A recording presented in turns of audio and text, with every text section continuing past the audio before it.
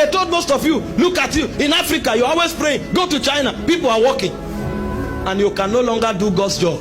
They say, so winning. You say, no, I'm going for a conference. And they kill the passion to seek God because they were using China as a reference. How many of them are going to heaven? And the people calling China, China. Do you know how many gods are in China? Oh, look at India. They are working. They are companies. Do you know how many gods are in India? Do you know the gods they worship? You are seeing company. Do you know the shrines they enter? Hey, look at America. They are prospering. Go and study the history of America and look at what the founding fathers knew. You came from a dark heritage where all your ancestors were worshippers of idol. You are saying America, they have company. This is a nation that has a slogan, in God we trust. Is it who put it there? Does it not suggest to you that this is a nation that has its foundation in God? The people you are seeing now are enjoying the heritage of the patriarchs. You come from a nation of idol worshippers. You are saying, look at America, they are in companies, they are working. They don't have understanding. Don't talk to people who are shallow. Go and check their currency. In God we trust. They put it on their money. Is that not on the dollar? In God we trust. And you are here, you say company. You don't know nothing about America. And that you are living there does not mean you know there. You went 4 years ago, you think you know anything about the country. What have you read about the nation? They are just praying in Nigeria. Do you know how many years this man served God? Go and check the charter of these nations and see what the values of these nations are built on. If you enter the US Parliament, if you stand where the platform in front there is the statue of Moses that is in front of you. You look straight, you'll see Moses, the Moses of the Bible. That's the figure that they look upon to lead their parliament. Who is Moses? He was the one who taught Israel laws and statutes. That's why the American parliament has the image of Moses there to remind them that they are sustaining the government of heaven. And you are here, you are saying America. What do you know about America? Nations that have foundation in God are prospering because of those foundations. There's no nation on earth that gives more than Americans. Ask anybody who is in a business or in a ministry or in a company. Anything you are doing, if an American believes in it, before you ask, he starts sponsoring it. They give as if they are mad because they believe things and they know how things work. And that's the nation you are here. You are saying, hey, all the Western nation, they are working. Hey, we are praying. We have not dug our word. That's why we are praying. We are still learning to trust God. We are still learning to seek God. We are still learning to give. We don't know it. If you like, vomit your heart to a Nigerian, he won't give you nothing. He doesn't know it. But meet an American on the street. If he understands your vision, he doesn't need to know you. He will just support you. All of this disaster that happen, how do you think this nation succeed? If there is a disaster, maybe people's houses are burnt. Before you wake up, some people will take leave of absence from work and come to area where there is disaster, and they will work there for 4 days. They will bring clothes, they will bring food from nowhere. They don't need to know you. They don't need your thank you. The principle is natural to them. What we are teaching in church today that we are fighting is natural to those nations. And here they say give, you are arguing, you argue. We don't know what makes men. And we are talking things that we don't understand. All the billionaires you are calling that they don't need God, go and check how much they have given for charity.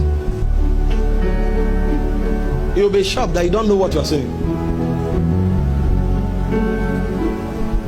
God wants all of us to be blessed, but we must know how it works.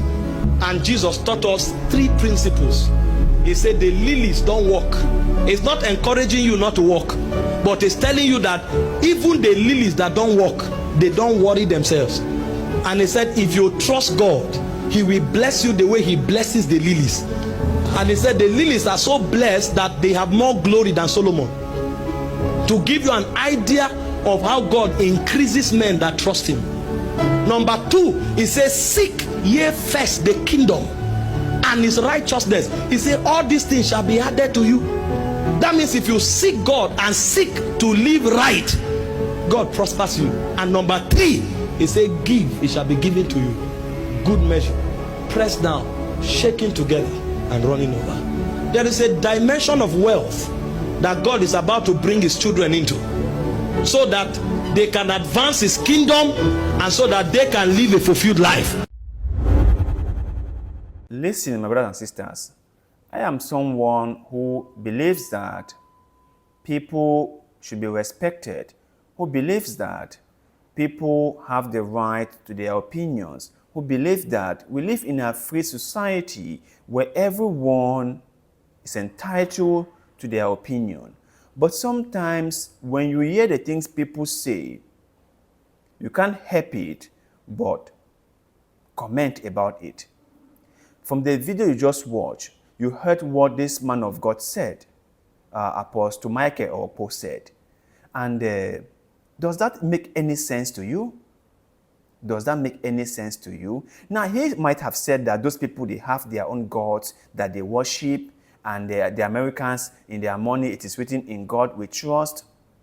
But ask yourself, with all that, right, are those people innovative enough? Are those people learning enough? And the government of those countries, are they working to serve the interests of their people? How is the life of the people in those countries? These are the questions we should be asking ourselves. How better have our lives become as a result of doing something? How long have we been told to pray? How long have we been told to fast? How long have we been told to sow seed, to do donation? And how much has our lives improved? Are we way more better than we were before?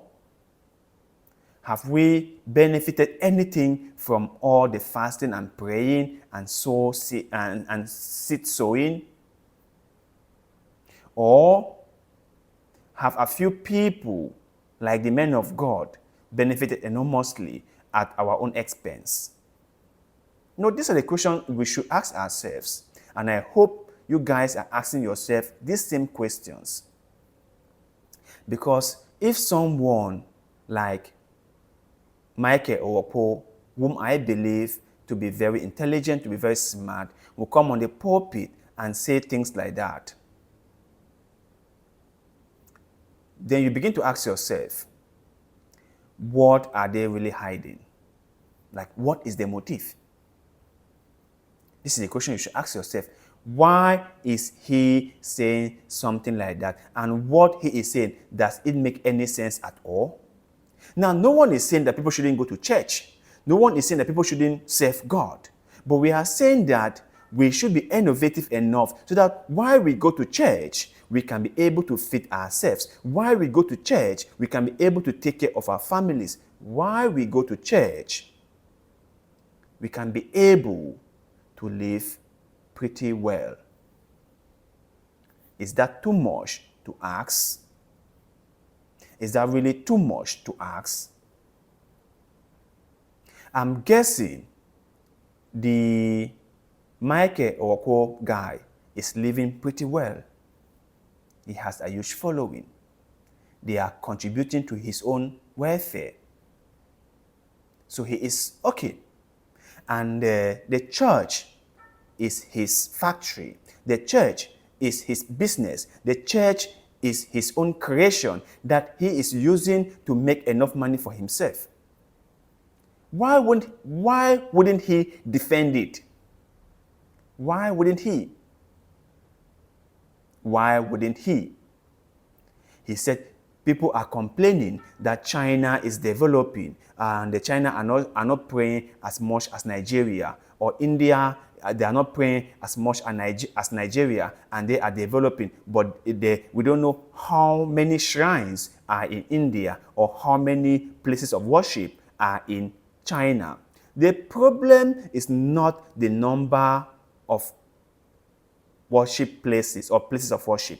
That's not the problem. The problem is having a balanced lifestyle. The problem is telling your members that in as much as they pray, God will not put food in their mouth. God will not fit their bellies. So they need to go out there and do something. And to be honest with them, to tell them, rather than spending 10 hours, 12 hours, 14 hours just praying and shouting in the church, you can spend 1 hour to do that and use the rest of the hours to do something very, very productive. That is the main point. When people say Africans are praying and not progressing, it's because we spend most of our time thinking that God can do for us what we haven't or what we are not willing to do for ourselves. When people complain about too much praying in Africa without working, it's because the men of God have lied to the people. They have preached a false doctrine that hasn't benefited the people, not even 1 second. That is the problem. The problem has never been about religion in Africa as a whole, because religion, remember, is just a concept. It's just an idea. It's like a tool that can be wielded for the good of society or can be used to exploit the people. And the so-called preachers have used it to exploit vulnerable people. That is what they've done. And that is where the problem is. So, in as much as I respect the man of God, Apostle Michael Orokpo, because I am someone who thinks that everyone should be respected, I will disagree with his whole take on prosperity in Africa versus the West or the East. People in China, people in India, they are religious, they are spiritual, but they understand what they can get through being spiritual and what they must do for themselves in order to make themselves prosperous, in order to make their lives better. They understand all this and they are willing to do it. But you guys in Africa, you the so-called men of God, have totally misled the people. And that is where the problem is.